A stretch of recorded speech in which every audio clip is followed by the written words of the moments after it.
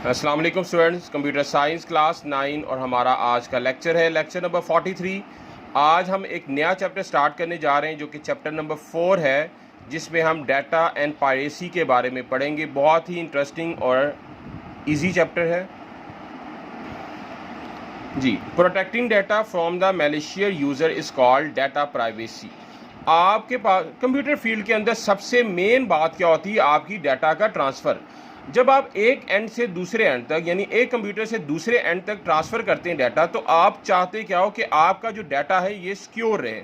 Because जिस relevant बंदे तक आप डाटा पहुंचाना चाहते हो जस्ट उसी को उसको मिले, बीच में आपका डाटा को कोई हैक ना कर सके, कोई आपकी इंफॉर्मेशन को स्टील ना कर सके।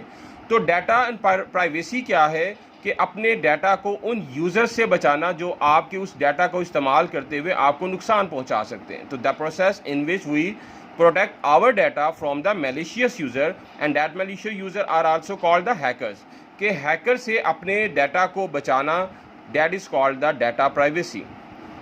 अब सिक्योरिटी से रिलेटेड कुछ एथिकल इश्यूज भी होते हैं स्टूडेंट। अब हमें पता हो कुछ एथिकल इश्यूज जो हम इसमें हम डिस्कस करना चाह रहे हैं कि हमारा डाटा उस वक्त प्रोटेक्ट होगा जब हम कुछ रूल्स को, जब हम कुछ बातों को फॉलो अप करेंगे। Like foundation of all security system is form on the ethical principle. Ethical principle, सबसे पहली बात कि एथिक्स होने चाहिए। एथिक्स मीन्स के हर वो बंदा जिसका वो डाटा है उसको चाहिए कि वही उसको रिसीव करे। मीन्स के इररेलेवेंट पर्सन को अगर वो डाटा मिल भी जाता है तो वो इसको इग्नोर कर दे। That is all included in the ethics, कि ये एथिक्स में आता है। लेकिन आपको पता है कि बिजनेस इन्वायरमेंट में कॉम्पिटिटर्स होते हैं, तो ऐसा होना ज़रा मुश्किल हो जाता है, एथिक्स का ख्याल रखना मुश्किल हो जाता है। दैट्स वाई हमें एथिक्स के साथ साथ कुछ और भी मेजर्समेंट लेनी पड़ती है सो डैट हम अपने डाटा को सिक्योर कर सकें। If we have ethics then we do not share personal data to other. अगर हमें एथिक्स है तो हम क्या करेंगे, किसी का पर्सनल डाटा जो है वो उसको दूसरे बंदे के साथ शेयर नहीं करेंगे। सम ऑफ द इश्यूज जो एथिक्स से रिलेट करते हैं, आइए उसको वन बाय वन हम देखते हैं आज। Confidentiality and privacy. कॉन्फिडेंशियल कि सम टाइम आप जो इन्फॉर्मेशन शेयर करते हो वो कॉन्फिडेंशियल इन्फॉर्मेशन होती है। आप क्रेडिट कार्ड नंबर एंटर करते हो, डेबिट कार्ड नंबर एंटर करते हो एटीएम मशीन पर, तो आप चाहते हो कि आपकी ये जो इन्फॉर्मेशन है सिक्योर रहे। इसमें आपका ताल्लुक बैंक के एटीएम मशीन्स के साथ होता है, ठीक है। अब वो सिक्योर है, कितना सिक्योर नहीं है, ये बैंकिंग सिस्टम पर डिपेंड करता है। To keep the data of others as confidential is indeed taking care of others। कि आप किसी के डाटा को कॉन्फिडेंशियल रखते हैं तो इसका मतलब क्या है कि आप उस बंदे को कोई नुकसान नहीं पहुंचाना चाह रहे। सम टाइम डाटा को स्टील ही इसी पर्पस के लिए किया जाता है कि आप उस बंदे को नुकसान पहुंचाना चाहते हो। बिजनेस के अंदर कंपटीटर्स होते हैं, हर कंपटीटर दूसरे बिजनेस पार्टनर से बढ़ना चाहता है, अपने बिजनेस को एक्सपैंड करना चाहता है। दैट इज़ वाई ये प्रॉब्लम वहाँ पर आती है जहाँ पर बिजनेस इशूज़ होते हैं।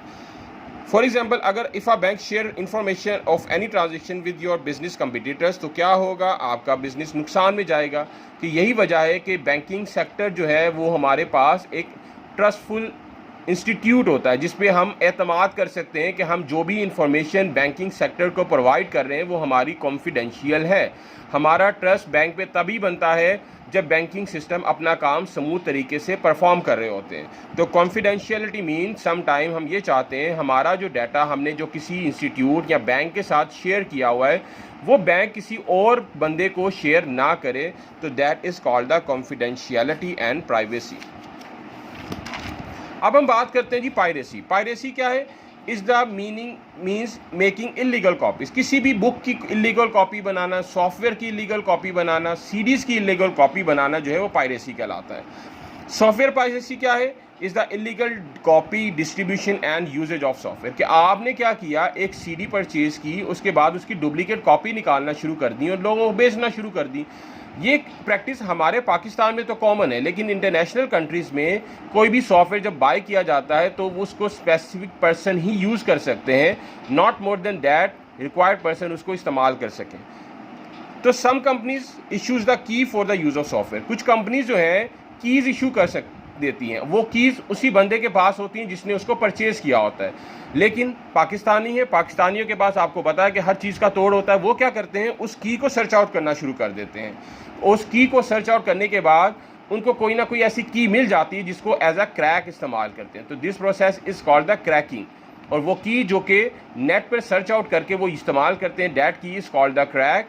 और उस की को इस्तेमाल करने का प्रोसेस जो है इज़ कॉल्ड द क्रैकिंग। और इससे बेनिफिट क्या होता है कि आप उस सॉफ्टवेयर को जो कि कंपनी ने रिस्ट्रिक्ट किया हुआ था कि आप उनसे की लेकर ही इस्तेमाल कर सकते हैं, आप बिना उनसे की लिए भी इसको इस्तेमाल कर सकते हैं। स्टूडेंट, जो आज हमने पढ़ा वो देख लीजिए, data piracy, then ethical issues. इनमें से आज हमने सिर्फ एक पढ़ा है, बाकी हम डिटेल बाद में 1 बाय 1 जब पढ़ेंगे तो आपको हर एक पॉइंट क्लियर होता जाएगा। कॉन्फिडेंशियलिटी एंड प्राइवेसी हमने पढ़ा, इसकी मज़ीद डिटेल आप पढ़ ज़रूर लीजिएगा। देन एक एग्जांपल है यहाँ पर, फिर इसके बाद पायरेसी की बात की, फिर हमने की बात की, फिर हमने क्रैकिंग ऑफ द की बात की। ये तो था हमारा आज का लेक्चर। इंशाल्लाह अगले लेक्चर में अगले टॉपिक के साथ हाजिर होऊंगा। तब तक के लिए अल्लाह हाफिज़।